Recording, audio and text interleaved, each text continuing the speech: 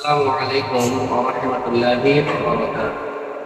আলহামদুলিল্লাহ, সমস্ত প্রশংসা আল্লাহ রাব্বুল আলামিনের জন্য। আল্লাহ তাআলা আমাদেরকে সৃষ্টি করেছে পৃথিবীতে মানব রূপে। সে আল্লাহ রাব্বুল আলামিনের শুকরিয়া আদায় করি আলহামদুলিল্লাহ। আল্লাহ রাব্বুল আলামিন কোরআনুল কারীমের ভিতরে জানিয়েছেন,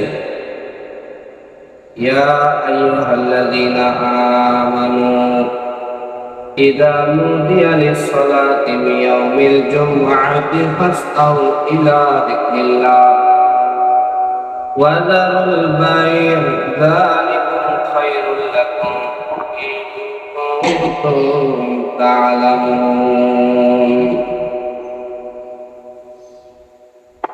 আল্লাহ রাব্বুল আলামিন বলেন, হে ঈমানদারগণ, যখন জুমার দিনে জুমার নামাজের জন্য আযান দেওয়া হয়, তখন তোমরা আল্লাহর জিকির অর্থাৎ খুতবা ও নামাজের দিকে তৎক্ষণাৎ ধাবিত হও এবং ক্রয় বিক্রয় ও অন্যান্য কাজকর্ম ত্যাগ করো।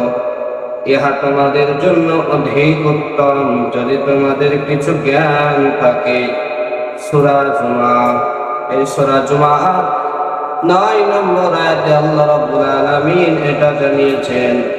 তাই আয় মুসলমান, আমরা দুনিয়াতে আল্লাহ রাব্বুল আলামিনের হুকুমকে পালন করার জন্য আল্লাহ রাব্বুল আলামিনের আয়াতগুলোকে মানতে হবে, কোরআনটাকে মেনে নিতে হবে।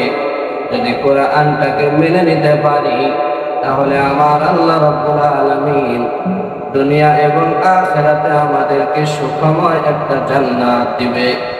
যে জান্নাতে অনন্ত অসীম সুখ আর সুখ, কোনো দুঃখ থাকবে না, কোনো পেরেশানি থাকবে না।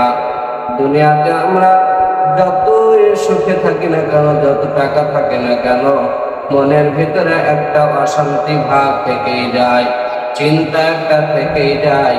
কিন্তু আল্লাহর কোরআনের আয়াতগুলো মেনে নিতে পারলে আল্লাহ তাআলা এই যে কোরআনের ভিতরে জানিয়েছেন যে ইয়া আইয়ুহাল্লাযীনা আমানু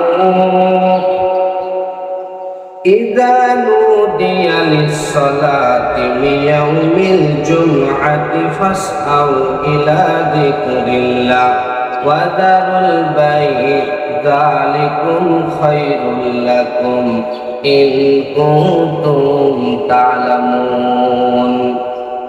আল্লাহ রাব্বুল আলামিন বলেন, হে আমার ঈমানদারগণ, যখন জুমার দিনে জুমার নামাজের জন্য আযান দেওয়া হয়, তখন তোমরা আল্লাহর জিকির অর্থাৎ খুতবা ও নামাজের দিকে তৎক্ষণাৎ ধাবিত হও এবং ক্রয় বিক্রয় অন্যান্য কাজকর্ম ত্যাগ করো। ইহা তোমাদের জন্য অধিক উত্তম যদি তোমাদের কিছু জ্ঞান থাকে, বুদ্ধি থাকে। আজকাল আমরা জ্ঞানী গুণী মানুষ, অবশ্যই কোরআনের আয়াত বুঝতে পারতেছি। জুমার দিনে আমরা যেন কেউ নামাজ ত্যাগ না করে বাড়িতে বসে না থাকি। তাই ইনশাআল্লাহ জুমার দিনে আমরা সকলেই নামাজ আদায় করতে যাব। আমিন।